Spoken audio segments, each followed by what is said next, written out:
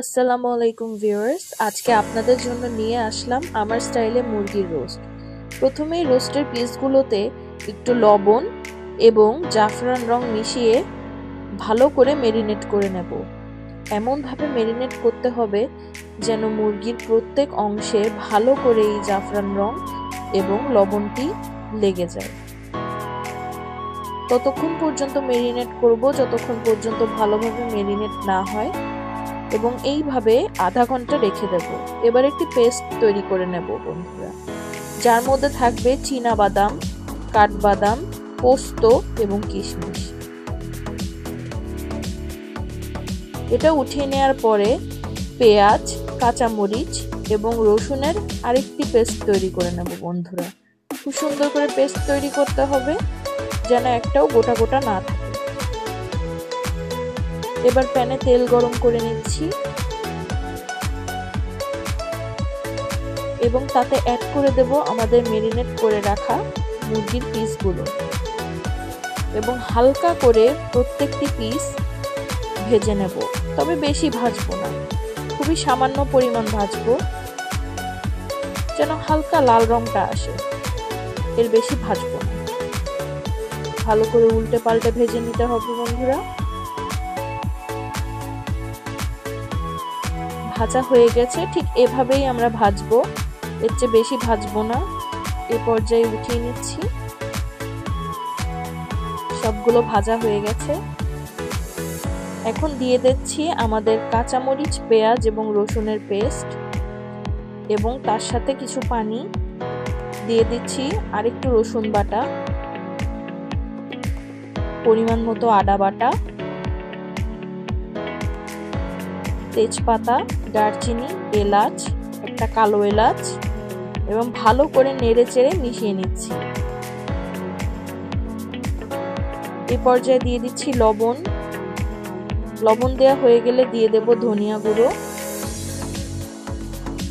সামান্য একটু গোলমরিচের গুঁড়ো, গরম মশলার গুঁড়ো,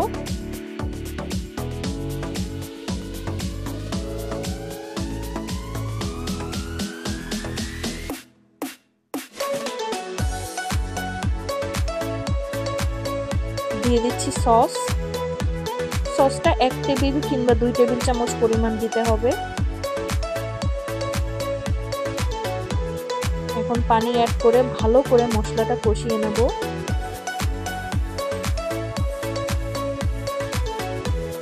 মশলা সুন্দর করে ভুনা হয়ে গিয়েছে।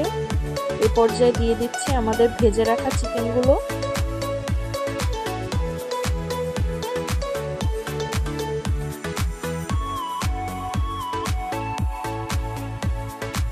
চিকেন দেওয়া হয়ে গেলে এতে আমরা অ্যাড করে দেব দুধ এবং ভালো করে একটু নেড়ে চেড়ে মশলার সাথে দুধটিকে মিশিয়ে নেব যেন গ্রেভিটা সুন্দর হয়। দেখুন কত সুন্দর একটি কালার চলে এসছে। এই পর্যায়ে ঢেকে দিলাম। চিকেনগুলো সিদ্ধ হয়ে আসলে তার মধ্যে দিয়ে দেব সামান্য একটু চিনি, পরিমাণ মতো টক দই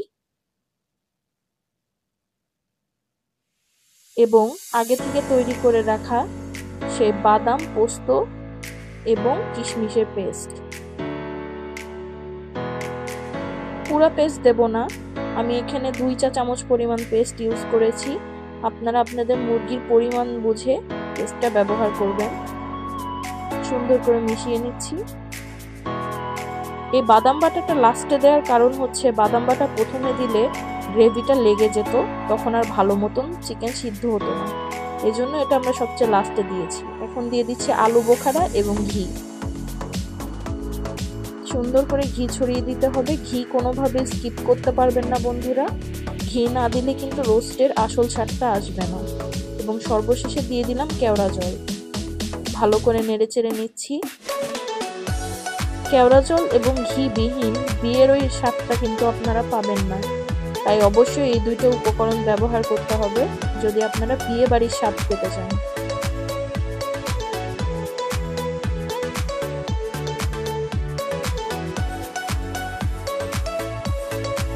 এই দেখুন কি সুন্দর আমাদের রোস্ট তৈরি হয়ে গিয়েছে।